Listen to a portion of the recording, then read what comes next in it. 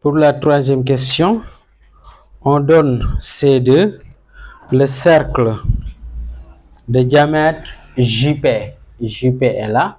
Le cercle C2 de diamètre JP est le point O1, le milieu de JP. Donc O1 est là, et le milieu de JP.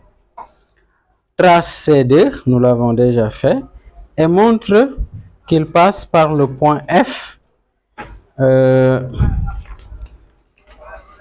Donc là, on va dire tout simplement, montrons que, c'est la troisième question, montrons que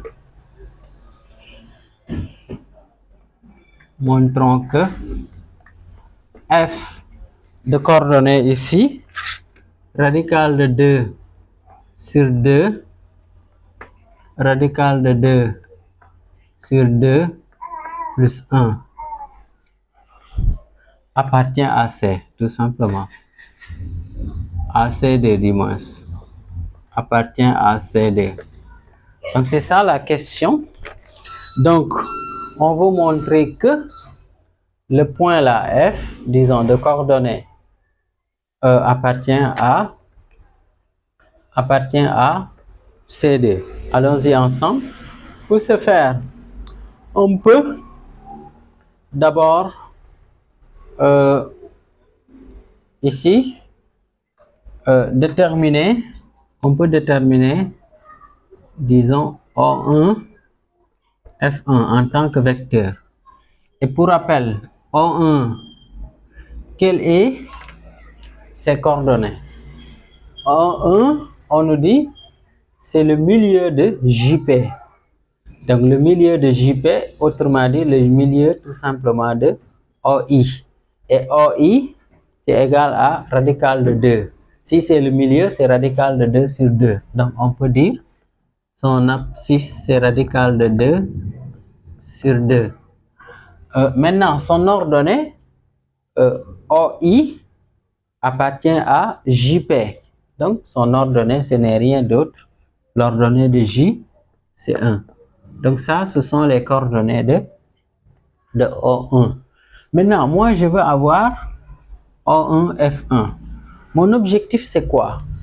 Une fois que j'ai les coordonnées du vecteur, ça peut me permettre de déterminer la distance O1, F.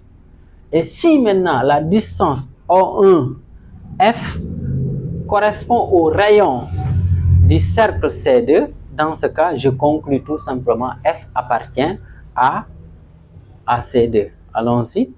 Et pour ce faire, donc là, si je veux avoir les coordonnées, vous connaissez comment on détermine les coordonnées d'un vecteur.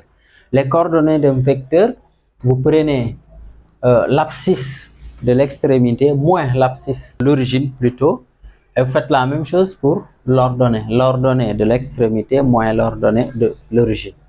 Et si on le fait, donc l'abscisse ici de F, ici l'abscisse c'est, ici on a radical de 2 sur 2. Radical de 2 sur 2. Moins l'abscisse de O1, c'est radical de 2 aussi sur 2. C'est bon? Pour l'ordonnée de F, c'est ça. Donc radical de 2 sur 2 plus 1, moins, ici, l'ordonnée de O1, c'est moins 1. Donc ce qui me permet de dire tout simplement 1F, c'est radical de 2 sur 2 moins radical de 2 sur 2, ça donne 0. Ici maintenant 1 moins 1, ça donne 0. Donc ici, ce qui me reste ici, c'est radical de 2 sur 2.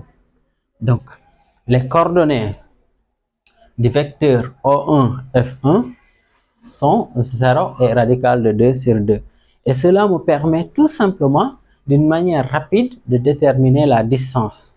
Donc, ça veut dire maintenant la distance O1F égale, on va avoir le radical de 0 au carré plus, ici, radical de 2 sur 2, le tout au carré. Et là, pour rappel, comment on détermine la distance?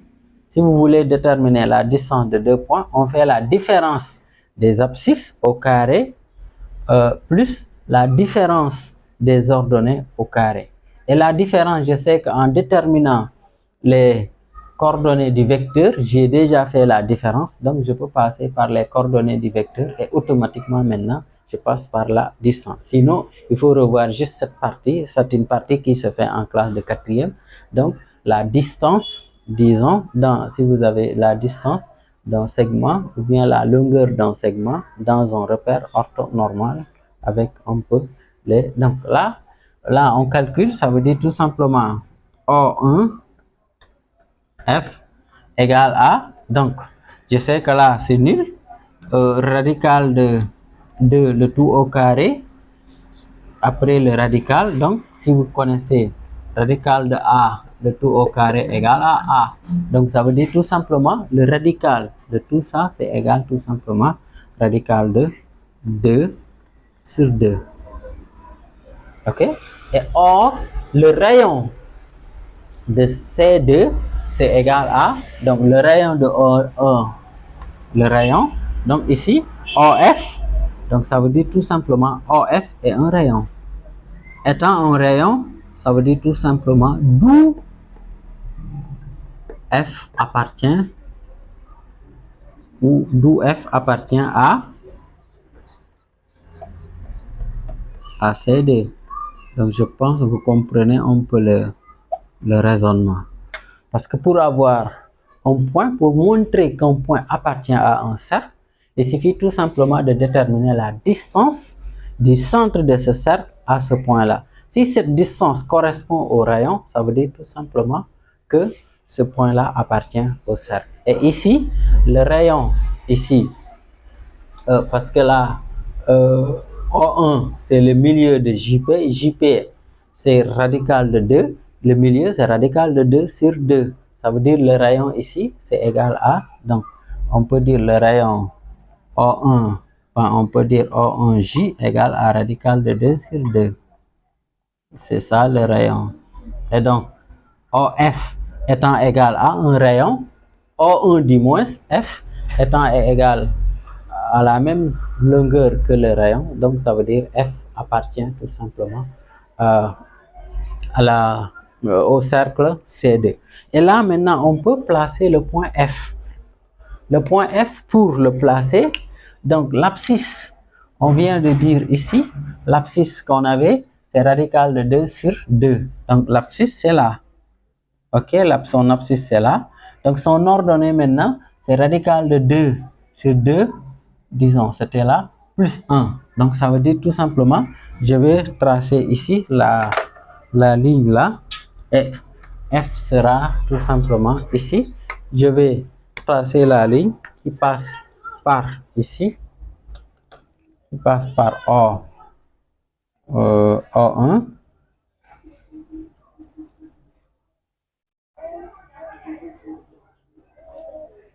Ok, là maintenant F est là.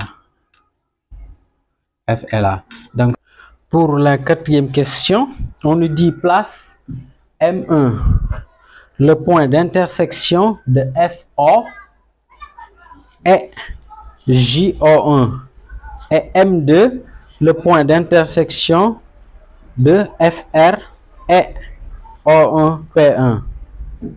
Après, on nous dit, en utilisant le théorème de Thalès, montre que O1 M1 égale à radical de 2 sur 2 J M1, puis calcule O1 M1 et J M1.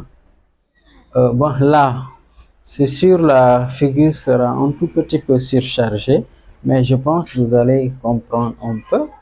Donc, ici, on nous dit que M1, c'est le point de rencontre entre FO. FO est là. Donc, FO est là. Donc, si je trace F1, on a M1. C'est le point de rencontre entre OF et O1J. Ok. On nous dit également que M2 est le point de rencontre entre FR FR est là. Et O1P. Donc M2 est là. C'est ici. OK? Donc c'est ça un peu la configuration. Maintenant, la question, c'est en utilisant le théorème de Thalès. Donc sinon, on peut mettre, c'est la quatrième question. On va dire montrons que, ici on nous demande de montrer que, montrons que O1 M1 égale à radical de 2 sur 2 J M1. Et après, on nous demande de calculer la longueur O1 M1 et J M1. Donc, je pense que c'est bien ça.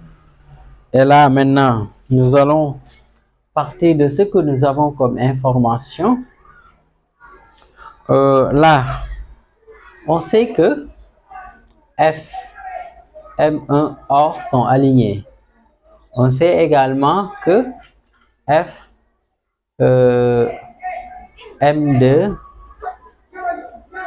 M2, R sont alignés. OK? Les droites O1, nous avons là. Je reprends un peu. Hein.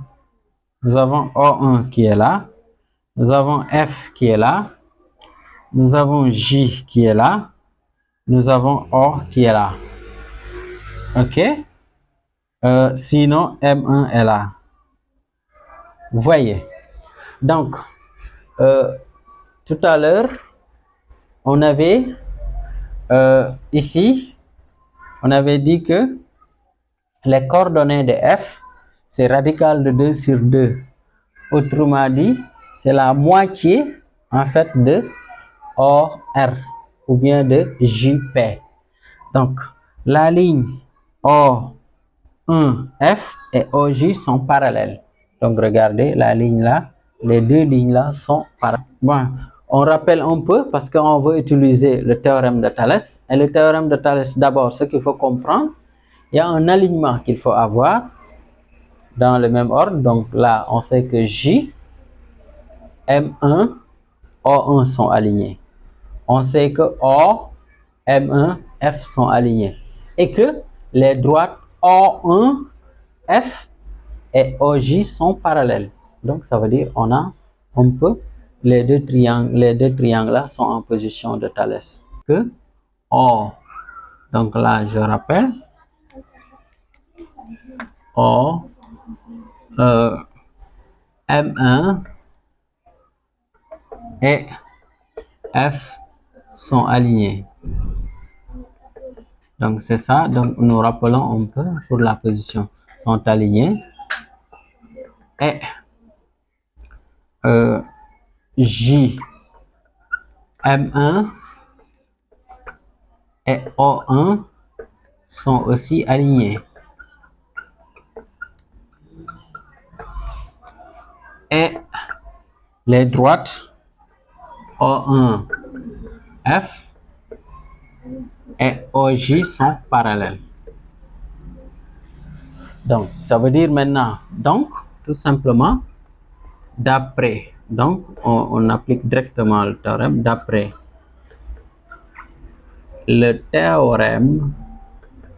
d'après le théorème de Thalès, et ici avec un T majuscule, c'est un nom propre de personne. Le théorème de Thalès, on peut dire on a. Maintenant, à chaque fois que vous voulez utiliser le théorème de Thalès, en général, il y a plusieurs possibilités, plusieurs égalités. Mais en général, il faut prendre juste les égalités que vous aurez besoin, tout simplement. OK? OK, donc là, on peut prendre O1. Ben, je vais vérifier. O1F sur OJ.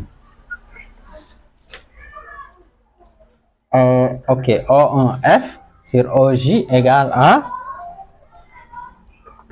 O1M1 sur J M1. Ben, là, on peut regarder, donc là, on peut dire O1 M1 sur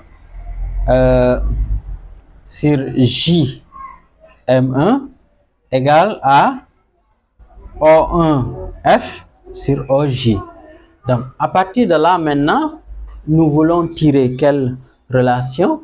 Donc, nous voulons tirer la relation OJ O1 M1. Donc, on peut dire alors, à partir de cette relation qui découle du théorème de Thalès ou bien de la propriété de Thalès, on peut dire tout simplement, bon, je prends M ici, O1, ici je fais juste règle de 3. Si j'ai besoin de O1 M1, je fais le produit de ça sur tout simplement OJ. Ok, donc je fais O1 F fois J M1, le tout sur OJ. Maintenant, OJ, on sait que c'est égal à 1.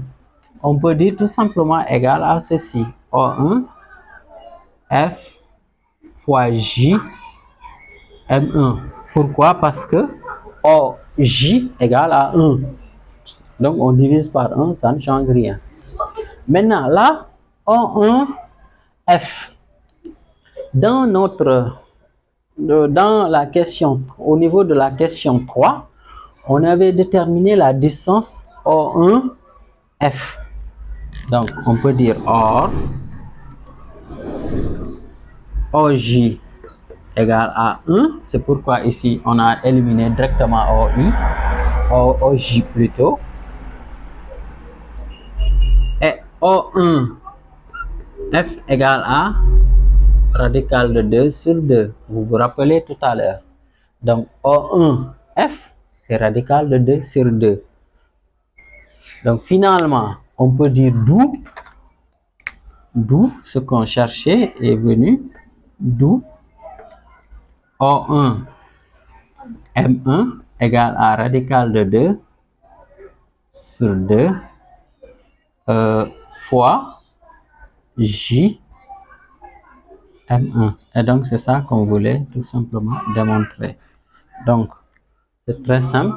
C'est d'abord partir du constat que nous avons deux triangles en position de Thalès. Et à partir de là, maintenant, on choisit les bonnes relations qui nous permettent de tirer ce que nous cherchons. Et donc, parce qu'il y a d'autres relations qu'on peut trouver ici, mais on n'aura pas besoin de ces relations-là. Donc, c'est ça pour cette question. Maintenant, on nous demande de déterminer la longueur M1, disons O1 M1 et la longueur J1 JM1. Allons-y ensemble. Pour la suite, on nous demande maintenant de calculer O1 M1 et JM1. Et comment ça se fait? Donc, nous allons partir de ce que nous avons. Là, on a déjà démontré cette relation. Donc, on peut dire maintenant, nous avons la relation là. Donc, on peut poser ça sous forme de... là, on a... Ok? Donc, si vous regardez ici, O1J, c'est égal à radical de 2 sur 2. Mais si je veux avoir disons, ce segment-là, je peux dire c'est O1 M1 plus M1J. Je vais écrire ça. Je peux dire O1 M1 plus JM égale à radical de 2 sur 2. Parce que là, O1J, c'est égal à radical de 2 sur 2. N'est-ce pas? Et là, il suffit de regarder la configuration pour voir un peu. Si vous prenez O1 M1 plus M1J. M1J, c'est la même chose que JM1. en fait, c'est des longueurs, ce n'est pas des vecteurs. Donc, la position n'importe peu. Et autre chose, ici, on avait dit que M1 O1, M1 égale à radical de 2 sur 2 J M1. Et donc, regardez bien ces deux relations-là. Donc, ça donne un système d'équations à deux inconnus. On ne connaît pas O1, M1. Non plus, on ne connaît pas J, M1. Mais vous savez résoudre un système d'équations à deux inconnus. Donc là, peut-être il y a plusieurs méthodes pour la résolution. Donc, on va faire la méthode de combinaison. Je pense que ce sera plus simple. Ici, on peut appeler ça la relation 1, la relation 2. Donc, si je pars de la relation, ben là, il y a M1 ici. Hein? Ok, je prends le noir. Si je pars de la relation 1, je peux dire tout simplement ici, J M1 égale à radical de 2. Je déplace moins O1 M1. Maintenant, je vais prendre ça, je remplace dans l'équation 2. Donc, on fait la résolution par la méthode de, pas combinaison, c'est plutôt substitution, ok? Combinaison, on pouvait le faire, mais ici, je pense substitution, c'est plus simple. Par la méthode de substitution. Je remplace maintenant, là, je prends O1, M1 égale radical de 2 sur 2 JM1. À la place de JM1, je vais remplacer par ça parce que JM1 égale à là. Donc là, je pense que je vous en classe de troisième. Donc ça doit être simple pour un élève de troisième de faire une résolution d'un système à deux inconnus. Donc là, je pense là, même on pouvait donner le résultat directement. Ok, donc c'est ça. Bon, là maintenant, ce qui reste, c'est juste développer, essayer de voir qu'est-ce qu'on aura. Donc là, si on développe, on aura O1, M1 égale, je développe. Si je développe radical de 2 fois radical de 2, ça donne 2. Ça donne radical de 2 au carré, radical de 2 au carré, radical de 2, le tout au carré, c'est 2. 2 fois 2, 4. On aura ici. Je développe encore, on aura radical de 2 sur 2 O1 M1. Ok? Donc là, maintenant, je peux arranger. Je mets O1 M1. Je déplace ça. Ça devient radical de 2 sur 2 O1 M1 égale à, ben là je réduis 2 sur 4, c'est 1 demi. Ok, donc là on peut factoriser par O1. Donc si je factorise par O1 M1, on aura ici, donc ici j'ai O1 M1, ici O1 M1, je factorise. Donc si je factorise ici, il me reste 1 ici, plus radical de 2 sur 2. Vous voyez, le tout égal à 1 demi. Bon, ça veut dire tout simplement O1 M1, c'est 1 demi sur là, sur tout ça. Ben, pour gagner d'espace, comme je n'ai pas assez d'espace, je peux dire O1 M1 égale, si vous voulez, ben, si maintenant je dois avoir ça, je divise par tout ça. Donc ça veut dire tout simplement, j'écris la première fraction, je multiplie par l'inverse de la deuxième. Sinon, je vais faire pas à part pour ne pas faire des erreurs. Le tout sur 1 plus radical de 2 sur 2. Ok, donc là, qu'est-ce que ça me donne? Là, je peux dire O1 M1 égale, donc ici, ça me donne tout simplement 1 demi fois 1 sur 1 plus radical de 2 sur 2. Ben là, ok. Donc, ce qui fait que je multiplie les numérateurs entre eux et les dénominateurs entre eux. Donc, ça me donne ici, j'ai 1 sur 2 plus 2 radical de 2 sur 2. Ben là, comment on appelle? Les deux se simplifient. Cela me donne tout simplement ceci. 1 sur 2 plus radical de 2. Et là, maintenant, on peut rendre rationnel. Ça veut dire on multiplie par l'expression conjuguée de 2 plus radical de 2. Ça donnera 2 moins radical de 2. Donc, je peux dire O 1 M1 égale G1 2 plus radical de 2. Ben là, je pense que c'est juste les racines carrées. Hein. Ben là, je vais rendre rationnel. Ça veut dire je multiplie ici par 2 l'expression conjuguée. Donc ici, j'ai 2 plus radical de 2. Je prends l'expression conjuguée. Ça veut dire le moins de le plus devient moins. Sinon, tout le reste, j'ai réécrit textuellement. Radical de 2. Bon, là maintenant, peut-être on peut faire ça rapidement.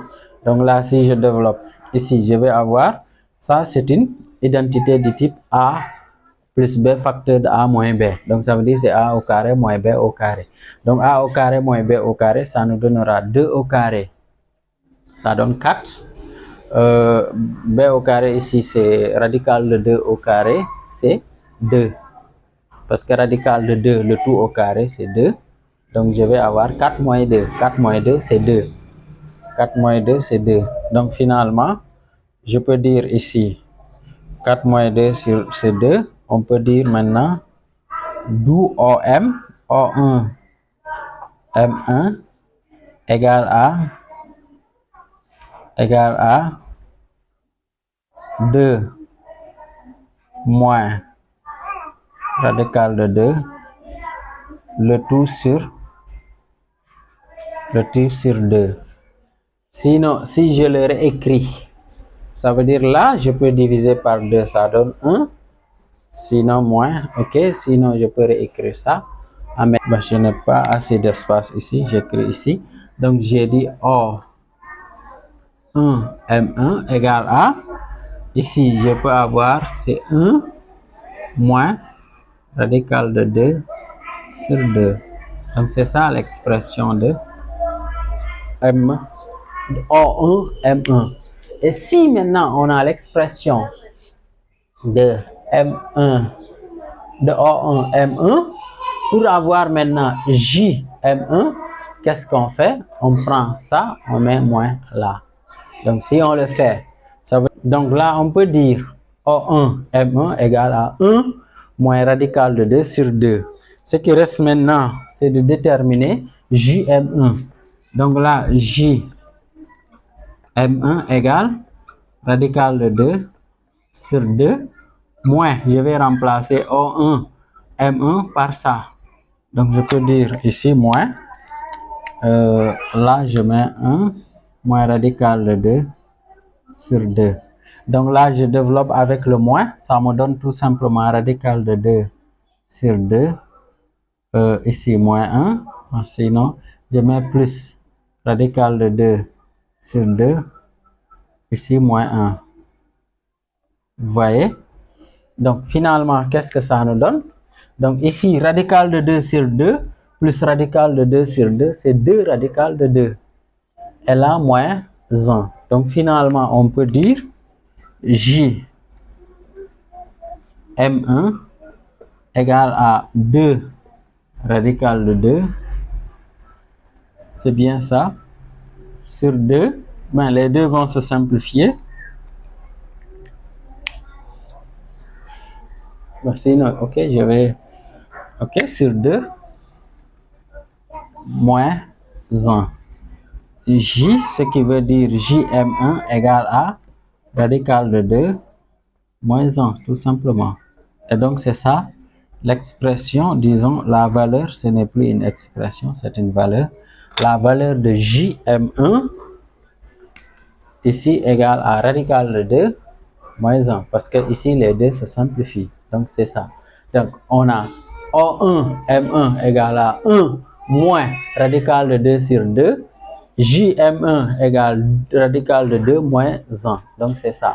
Et donc, là, je pense que vous pouvez revoir un peu cette partie-là. Mais c'est très important. C'est juste maintenant partir d'un système d'équations à deux inconnus et vous faites la résolution. C'est tout. Mais ce n'est pas compliqué.